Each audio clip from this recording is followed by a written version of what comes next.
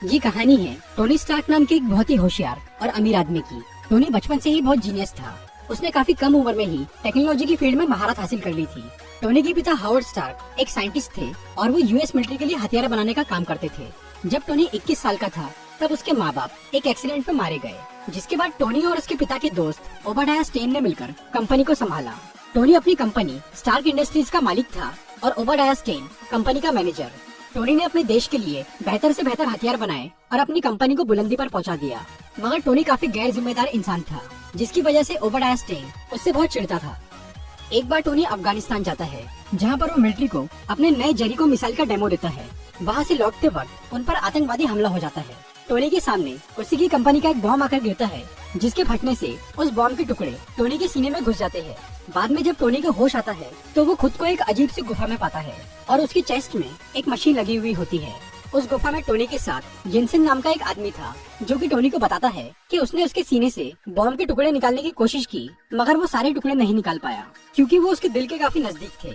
इसीलिए जेनसेन ने उसके चेस्ट में एक इलेक्ट्रोमैग्नेट लगा दिया ताकि वो बॉम्ब के टुकड़े उसके दिल की तरफ न बढ़ पाए। वो इलेक्ट्रोमैग्नेट एक कार की बैटरी से चल रहा था। जेनसेन टोनी को बताता है कि वो दोनों आतंकवादियों की कैद में हैं और वो ऐसी जगह पर मौजूद है जहां पर उन्हें कोई नहीं ढूंढ सकता। वो आतंकवादी टोनी को बोलते हैं कि अगर वो उन्हें अपना नया जेरिको मिसाइल बनाकर देगा तो वो उसे छोड़ देंगे, मगर टोनी जानता था कि वो उसे आखिर में मार डालेंगे। इसीलिए वो मिसाइल बनाने के बहाने वहाँ से निकलने के जुगाड़ में लग गया। उन आतंकवादियों के पास स्टार्क इंडस्ट्रीज के सभी हथियार मौजूद थे, जो कि टोनी को बिना बताए उन्हें बेचे गए थे। टोनी ने उन हथियारों का इस्तेमाल करके एक आर्क रिएक्टर बनाया। आर्क रिएक्टर इलेक्ट्रिक जनरेट करने वाला एक डिवाइस है, जिसका इन्वेंशन टोनी के पिता ने किया था।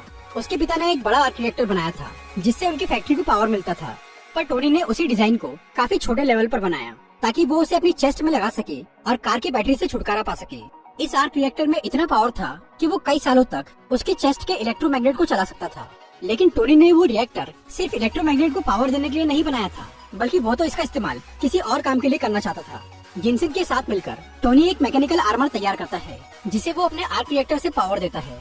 इस आर्मर की हेल्प से टोनी वहाँ से निकलना चाहता था। जब वो सूट बन जाता है और टोनी उसे पहन रहा होता है, तब वहाँ के लोगों को शक हो जाता है और वो सब हमला करते हैं। मगर जेनसेन टोनी को बचाने के लिए अपनी जान दांव पर लगा देता है।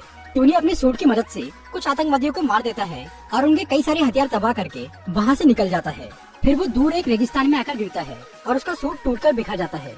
जिसके बाद टोनी का दोस्त जेम्स रोड्स, जो कि एक मिलिट्री ऑफिसर है, वो टोनी को ढूंढकर वापस न्यूयॉर्क लाता है।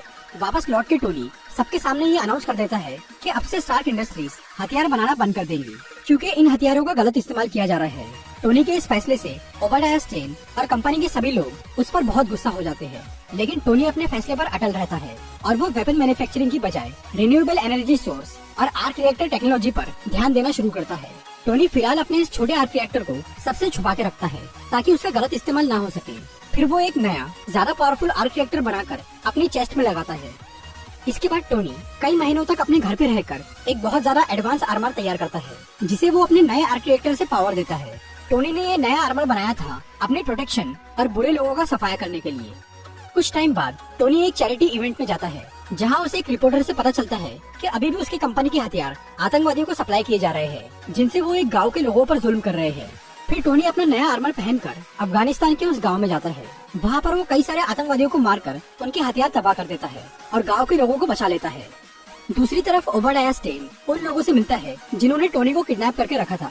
असल में ओबाडाया स्टेन ने ही इन आतंकवादियों से टोनी को मरवाने की कोशिश की थी, मगर इन लोगों ने ओबाडाया को धोखा दे दिया।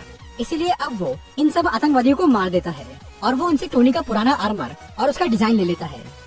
उधर टोनी अपने असिस्टेंट पेपर पॉट्स को कंपनी का मेन कंप्यूटर चेक करने भेजता है ताकि उसे गैर कानूनी तरीके से बेचे गए हथियारों का पता चल सके। जब पेपर उस कंप्यूटर को चेक करती है तो उसे पता चलता है कि ओबाडाया स्टेन चोरी छुपे गलत लोगों को हथियार बेच रहा है और उसी ने टोनी को मरवाने की कोशिश की थी ताकि वो कंपनी का मालिक बन सके।